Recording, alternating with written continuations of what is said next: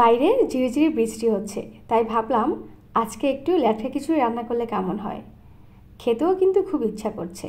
আমার তো খুবই পছন্দ ল্যাটকা খিচুড়ির মাংস দিয়ে। আপনাদের কার কার পছন্দ বলেন তো। তাহলে চলুন রেসিপিটা একটু দেখে নিই। তো আমি প্রথমে এখানে চাল আর ডাল নিয়ে নিলাম। আমি এখানে ভাতের চালটা ব্যবহার করেছি, আর মসুর ডাল, মুগ ডাল আর ছোলার ডাল, 3 রকমের ডাল ব্যবহার করেছি।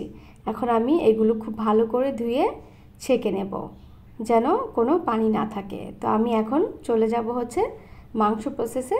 তো এখন আমি প্রথমে মাংসগুলো নিয়ে নিয়েছি, তারপর স্বাদ অনুযায়ী লবণ, তারপর দিয়ে দিলাম 1 চা চামচ করে জিরা গুঁড়ো, ধনিয়া গুঁড়ো, 1 চা চামচ মরিচ গুঁড়ো আর হলুদ গুঁড়ো। আমি দিয়ে দিব 1 চা চামচ গরম মশলার গুঁড়ো, তারপর দিয়ে দিব পেঁয়াজ কুচি, দিয়ে দিব 2টা কাঁচামরিচ ফালি, আর দিয়ে দিব লং, এলাচ, দারচিনি, তেজপাতা, জয়ত্রী, জয়ফল আর গোলমরিচ। তারপর আমি তেল দিয়ে মাংসটা খুব ভালো করে মেখে নেব। মেখে নিয়ে আমি এটা ঢাকা দিয়ে রান্না করে নেব। আমি চলে যাব চালের বাগারে। তো আমি গরম তেলে দিয়ে দিলাম তেজপাতা আর এলাচ আর দারচিনি। তারপর দিয়ে দিলাম পেঁয়াজ কুচি, দিয়ে দিলাম আস্ত রসুনের কোয়া। এখানে আমি ছোট রসুনটা ব্যবহার করেছি, তাহলে ফ্লেভারটা খুব ভালো আসবে। তারপর একটা কাঁচামরিচ দিলাম, দিয়ে একটু ভেজে নিলাম। তারপর দিয়ে দিলাম 1 চামচ আদা আর রসুন বাটা।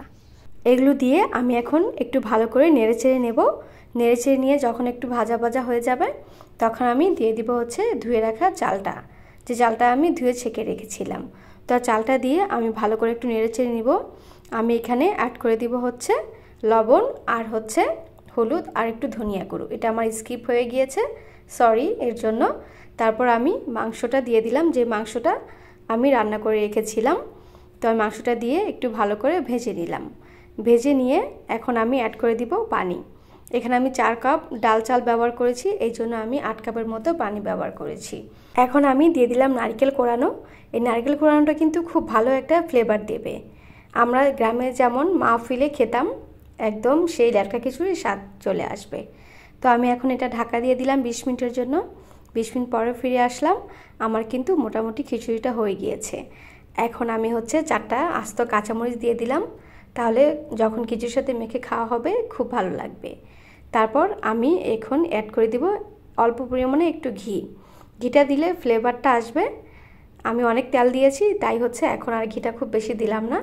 তো আমার কিন্তু আর 5 মিনিট রান্না করলেই কিন্তু আমার খিচুড়ি একদম রেডি। আপনারা কিন্তু বাসায় একবার হলেও এই খিচুড়িটা ট্রাই করবেন। এটা কিন্তু খুবই মজা আর খুবই টেস্টি।